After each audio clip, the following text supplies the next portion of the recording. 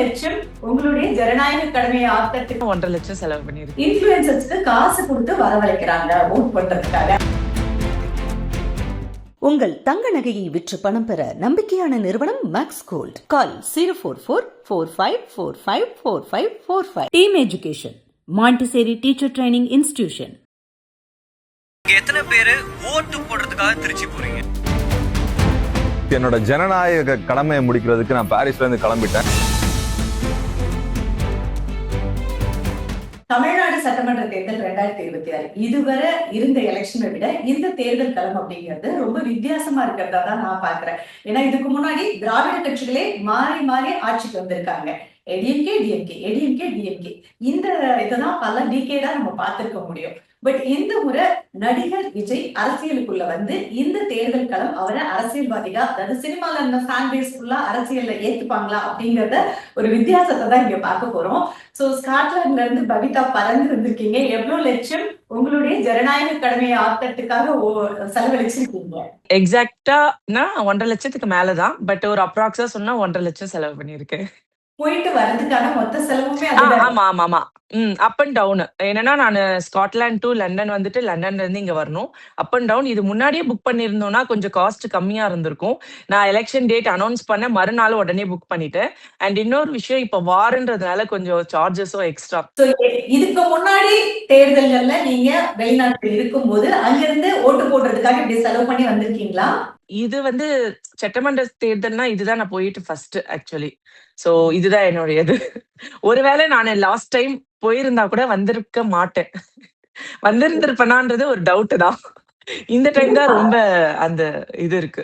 எதனால இந்த 2026 சட்டமன்ற தேர்தல லட்சங்கள் செலவு பண்ணி வரதுக்கான காரணம் என்ன? வரணும், அதுதான் ஜனநாயக கடமை. ஆனா வரமாட்டாங்கல்ல வெளிநாட்டுல இருக்கிறவங்க. எப்படி போறது?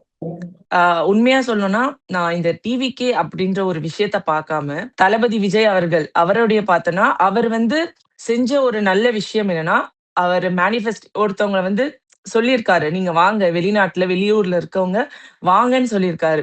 சோ அது சொன்னதுக்கு அப்புறமேட்டுக்கு நமக்கு என்ன ஆகுதுன்னா, ஆமா இது நம்மளுடைய உரிமை, நம்மளோட கடமை இல்லையா? நாம அங்க இருந்தாலுமே நம்ம ஃபேமிலி ஃப்ரெண்ட்ஸ் எல்லாம் இங்கதானே இருக்காங்க. அப்ப அவங்களுக்காக நம்ம வரணும் இல்லையா? யாருக்கு வேணாலும் ஓட்டு போடலாம். இந்த கட்சிக்கு தான் போடணும் அப்படிலாம் கிடையாது. அவங்களுக்கு பிடிச்சவங்களுக்காக கண்டிப்பா ஆனா வரணும், வந்து போடணும். அது அவர் சொன்னதுக்கு அப்புறம் நமக்கு என்ன ஆகுதுன்னா, நமக்கு பிடிச்ச ஒருத்தவங்க ஃபெமிலியரான ஃபேஸ் அது அவங்க சொல்லும் போது நமக்கு டக்குன்னு ஒரு கேட்சியா இருக்குல்ல. அவர் சொல்லாம இருந்திருந்தா கூட இவ்ளோ பேர் வந்திருப்பாங்களான்னு தெரியாது. அவங்க யாருக்கு போடுறாங்கன்றது கூட முக்கியம் இல்ல. பட் சொன்னாரு இல்லையா? சொல்லி வர வச்சாரு இல்லையா? அது ஒரு முக்கியமான ஒரு பாயிண்ட்.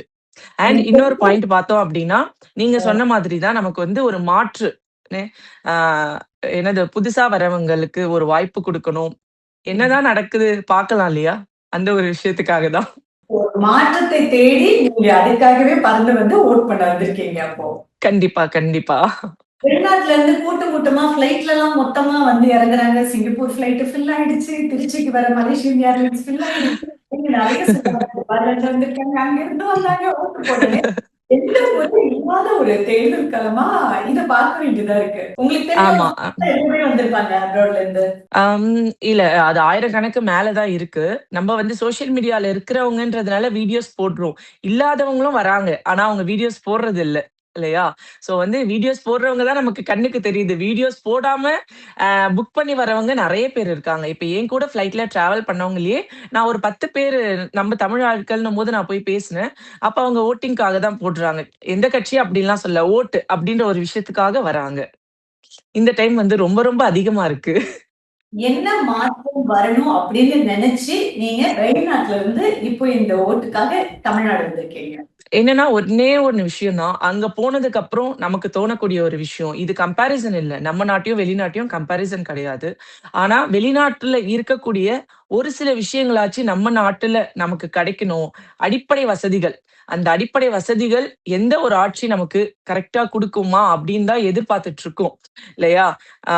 நம்ம வந்து தேவைக்கு நாம அடிப்படையான வசதிகள எடுத்துக்கிறோம் வீட்ல. அது பிரச்சனை கிடையாது. பட் நம்ம வெளியில போகும்போது ஒரு மனிதனுக்கு ஒரு அடிப்படை தேவைன்றது ஒரு சொசைட்டி குடுக்கணும், ஒரு கவர்ன்மெண்ட் குடுக்கணும். அந்த ஒரு விஷயம் இதுவரைக்கும் நடந்தது இல்ல. போனதுக்கு அப்புறம் அந்த விஷயம் இன்னும் நம்ம வந்து உணர முடியுது. அதனால நம்ம நாடும் இந்த மாதிரி ஆகாதா அப்படின்ற ஒரு ஏக்கம் தான். அது ஆகணும் அப்படின்ற ஒரு விஷயத்துக்காக தான் மாற்று எங்களுக்கு வந்து அடுத்து புதுசா வரவங்க ஒரு வந்து சப்போர்ட் பண்ணணும். இல்லன்னா வந்து இன்னொரு ஒரு ஆட்சி வரணும். புதிய ஆட்சி வரணும் அப்படின்ற ஒரு நீங்க எடின்பரோல இருக்கீங்க இல்லையா, ஸ்காட்லாந்துல. அந்த நாட்டு அரசியலுக்கும் நம்ம நாட்டு அரசியலுக்கும் என்ன வித்தியாசம் பாக்குறீங்க? ஃபார் எக்ஸாம்பிள் இப்ப நானே அப்ராட் வரும்போது என்ன பார்த்தேன்னா, அங்க எந்த ஒரு போஸ்டும் எங்கேயும் அவ்வளவு ஈஸியா பார்க்க முடியாது. அடிப்படை வசதிகள்னு சொன்னீங்க, எல்லாமே அங்க ரொம்ப டிசிப்ளினா இருந்ததை பார்க்க எஸ். முடியுது. இப்ப எஸ். நீங்க இப்ப இங்க என்ன கேம்பெயின் போறாங்க, வைக்கிறாங்க, நிறைய அரசியல் கட்சிகள் இருக்கு. இவ்வளவு அரசியல் கட்சிகள் தான் வெளிநாட்டுல பார்க்க கூட முடியாது நம்ம. சோ என்ன வித்தியாசம் பாக்குறீங்க அங்கேயும் இங்கேயும்? இப்ப நான் ரொம்ப வருஷம் அங்க இருக்கிறதால எனக்கு ஃபுல்லா தெரியல. எனக்கு தெரிஞ்ச ஒரு பாயிண்ட் நான் சொல்றேன். அங்க வந்து திணிப்பு இருக்காது. நாங்க வந்து இவங்களுக்கு தான் போட்டோம். பரம்பரையா எங்க தாத்தா போட்டாரு, அப்பா போட்டாரு, நானும் போடுவேன். அந்த திணிப்பு கிடையாது. அவங்கவங்களுக்கு விருப்பப்பட்டத அவங்கவங்க ஈஸியா வந்து சூஸ் பண்றாங்க. நம்ம ஊர் மாதிரி பணத்துக்காக யாரும் அவங்களுடைய ஓட்ட விக்கல. அது முக்கியமான ஒரு பாயிண்ட். இந்த 2 இருந்தாலே நம்ம நாடு வந்து நல்ல லெவலுக்கு போகும் இல்லையா? அதுதான் நான் வித்தியாசமா பார்க்குறேன். இப்போ வந்து நிறைய பேர் இப்ப டிவிக்கே புதுசா களத்துல வந்து ஒரு சூறாவளி பிரச்சாரம் வந்து விஜய் பண்றாரு. அவருக்கான கூட்டமும் அப்படி இருக்கு, யங்ஸ்டர்ஸா இருக்காங்க அப்படின்றத நம்ம பார்க்க முடியுது. இன்னொன்னு ஒரு வீட்லயுமே எடுத்துக்கிட்டீங்கன்னா சின்ன குழந்தைங்க எல்லாம் வந்து தேர்தலை பத்தி பேச முடியுது. அப்பா அம்மா கிட்ட போய் விஜய்க்கு ஓட்டு போடுங்க, தளபதிக்கு ஓட்டு போடுங்கன்னு சொல்ற வீடியோ எல்லாமே சோசியல் மீடியால பார்க்க முடியுது. டீனேஜர்ஸ்னு ஒரு குரூப் இருந்தாங்க. அவங்களுக்கு வந்து என்ன எலெக்ஷன் நடக்குது என்னன்ற ஒரு அக்கறையும் இருக்காது, கவலையும் இருக்காது. அவங்க எல்லாம் பேரண்ட்ஸ் கிட்ட போட சொல்றாங்க. ஃபர்ஸ்ட் டைம் ஓட்டர்ஸ்னு இருப்பாங்க. அவங்க எல்லாம் ஓட்டர் ஐடி வாங்கிட்டு தளபதிக்கு போட போறோம்னு சொல்லி சோசியல் மீடியால ட்ரெண்டிங் பண்றத பார்க்க முடியுது. சோ இதுல வெளிநாட்டுல இருந்து வந்ததையுமே புதுசா பார்க்க முடியுது. பட் இது எல்லாமே ஒரு நடிகர் அரசியலுக்கு வரும்போது அதை ஜெயிக்க வைக்க முடியும் அப்படின்னு நம்புறீங்களா? நீங்க உங்களோட சொசைட்டில உங்களோட பெர்செப்ஷன் எப்படி இருக்கு? இல்ல. இது நான் வந்ததுக்கான முழுமையான காரணம் வந்து, ஒரு நடிகரா நான் அவர பார்க்கவே இல்ல. நடிகருக்காக வரணும் அப்டின்னா, அவர் படம் ரிலீஸ் ஆகும்போது கூட நாங்க வரலாம். ஒரு வெறி இருக்கு அப்டின்னா, அதுக்கு கூட வரலாம். வரலையே! ஏன் அங்கேயே போய் பார்க்காமல கூட நாங்க இருக்கோம். எத்தனையோ விஜய் படங்கள் அங்க வந்திருக்கு. எங்களுடைய சூழ்நிலை காரணமா நாங்க போகாம இருந்திருக்கிறோம். அப்படி வந்து ஒரு நடிகருக்காக அப்டின்னா, எங்க வேணாலும் நாங்க அவருக்காக அந்த டெடிகேஷன் குடுக்கலாம். ஆனா, இத வந்து ஒரு அரசியல் அப்டின்ற ஒரு விஷயத்த தான் முழுமையா எடுத்திருக்கோம். நமக்கு ஒருத்தர பிடிக்கும் அப்டின்றத மீறி ஒரு நம்பிக்கைன்னு ஒண்ணு இருக்கு. அவர் மேல அந்த ஒரு நம்பிக்கை வச்சிருக்கோம். அந்த நம்பிக்கைய காப்பாத்துவாரா, காப்பாத்த மாட்டாரான்றது ஃபியூச்சர் தான் நம்ம நிர்ணயிக்கும். ஆனா, அந்த நம்பிக்கை இருக்குன்ற ஒரு ரீசன் தான். என்ன நம்பிக்கை இருக்கு? என்னெல்லாம் மாற்றம் அவர் கொண்டு வருவாருன்னு நம்பி நீங்க வந்திருக்கீங்க? அவரு நெறைய விஷயங்கள் சொல்லியிருக்காரு. சொல்லாத விஷயங்களும் செய்வாரு. முக்கியமா அவர் வந்து இதுல பணத்துக்காக வர வேண்டியன்ற அவசியமே கிடையாது. நம்ம மக்களோட பணத்த அவர் வந்து ரூ. 1 கூட எடுக்க மாட்டாரு. அந்த ஒரு நம்பிக்கை இருக்கு. நம்ப பணம் ஆட்சி பண்றவங்க கிட்ட போகாம இருக்கிறதே மிகப்பெரிய ஒரு விஷயம் இல்லையா? அது போகாம இருந்தாலே நமக்கு வர வேண்டிய விஷயங்கள் எல்லாமே வந்து சேரும். அவர் அத எடுக்க மாட்டாருன்ற ஒரு பெரிய நம்பிக்கை இருக்கு. இது வந்து டிவிகேயோட ஸ்ட்ராட்டஜி. வெளிநாட்டுல இருந்து வந்து ஓட்டு போடுங்க அப்படின்னு அவர் சொன்ன உடனே எல்லாரும் வர்றாங்க. அது எப்படி முடியும்? உடனே டிக்கெட் கிடைச்சு ஏற்கனவே வார் நடந்துட்டு இருக்கும்போது டிக்கெட்டே கிடைக்கிறதுக்கு வாய்ப்பு இல்லையே, எப்படி பணம் செலவழிச்சு நம்ம மக்கள் எப்படி வருவாங்க அப்படின்ற இன்னொரு பக்கம் இதை எப்படி சொல்றாங்க அப்படின்னா, எதிர்கட்சிகள் மத்தவங்க எல்லாம் சொல்றது என்னன்னா, இன்ஃபுளுசர்ஸ்க்கு காசு கொடுத்து வரவழைக்கிறாங்க ஓட் பண்றதுக்காக, அதை ட்ரெண்டிங் பண்றாங்க. இது ஒரு டிவிக்கு ஒரு ஸ்ட்ராட்டஜியா பண்றாங்களா அப்படின்ற ஒரு கேள்வி இருக்கு. சோ இதுக்கு நீங்க தான் பதில் சொல்லணும். அவங்களுடைய எண்ணம். அதாவது அவங்க என்ன பண்றாங்களோ, அததான் அவர் பண்ணுவாருன்னு நெனைக்கிறாங்க. அவங்க காசு குடுத்து மக்கள விலைக்கு வாங்குறாங்க. அதனால அப்படி அவங்க நெனைக்கிறாங்க. ஆனா அதுல 1% கூட கிடையாது. நான் யாருன்னு கூட அவருக்கு தெரியுமான்னு எனக்கு தெரியாது. எக்ஸாம்பிள் சொல்றேன். என்ன மாதிரி நெறைய பேர் வந்திருக்காங்க.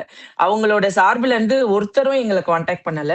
வெறும் சோசியல் மீடியா மூலியமா தான் அந்த டிவிக்கேன்ற கட்சிகள் லைக் போடுறது, கமெண்ட் போடுறதே தவிர, அத தாண்டி ஒருத்தரும் எங்கள கான்டாக்ட் பண்ணவே கிடையவே கிடையாது.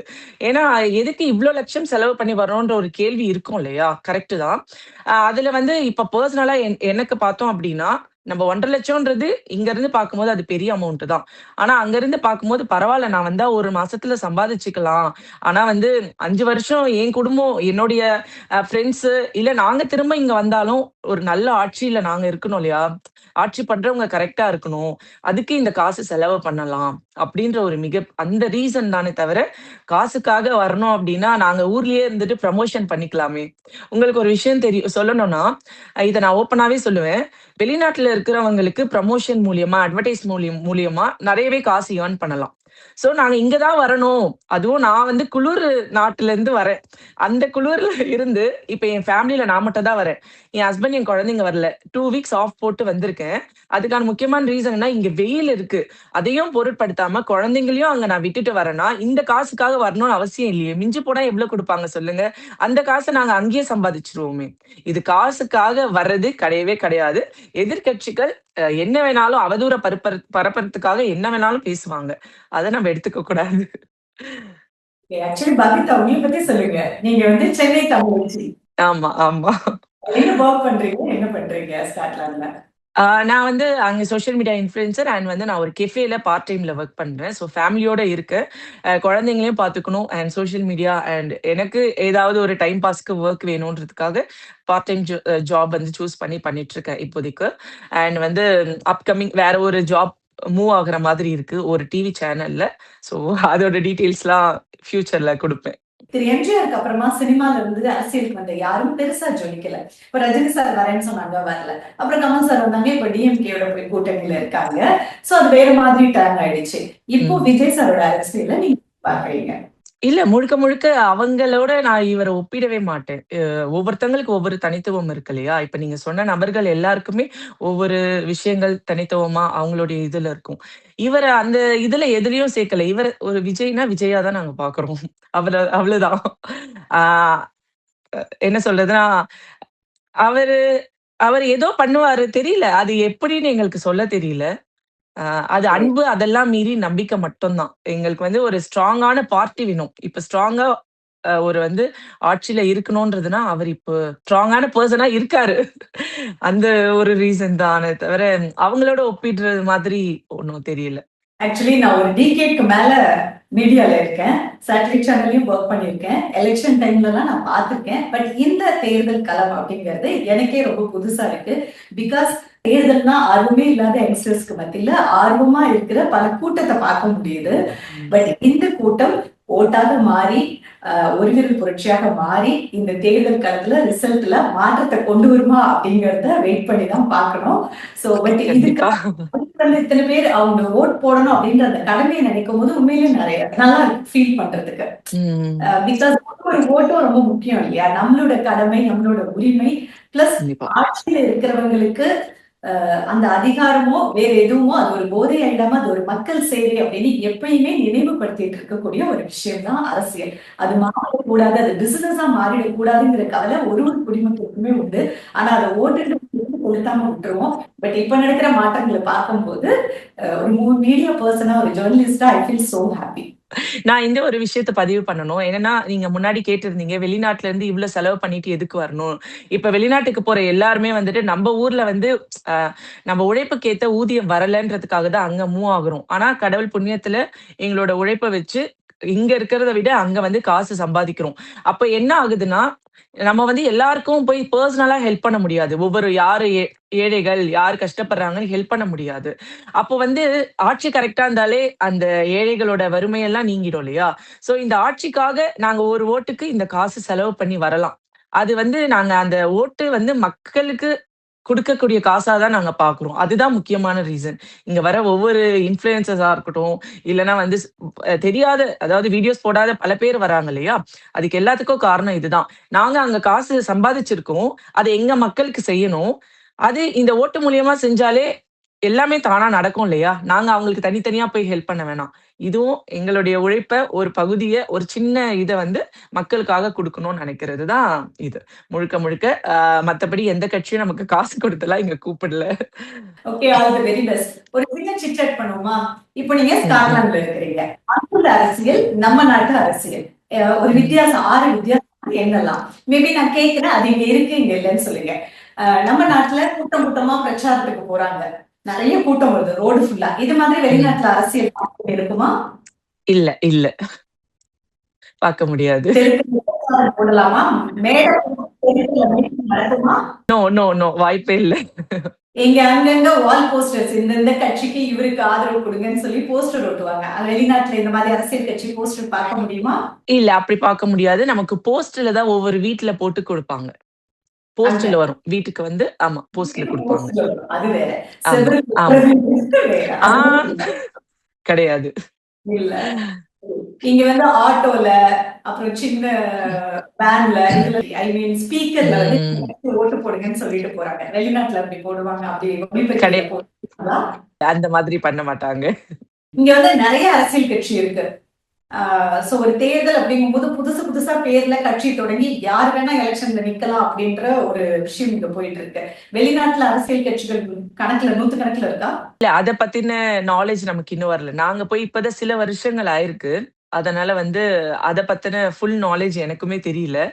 ஆனா எனக்கு தெரிஞ்சு நம்ம ஊர்ல இருக்கிற அளவுக்கு இல்ல. அது மட்டும் உண்மை. அப்புறம் இங்க வந்து ம். தேர்தல்னா பணம் கொடுக்குறாங்க. அது இல்லைன்னு யாரும் மறுக்க முடியாது.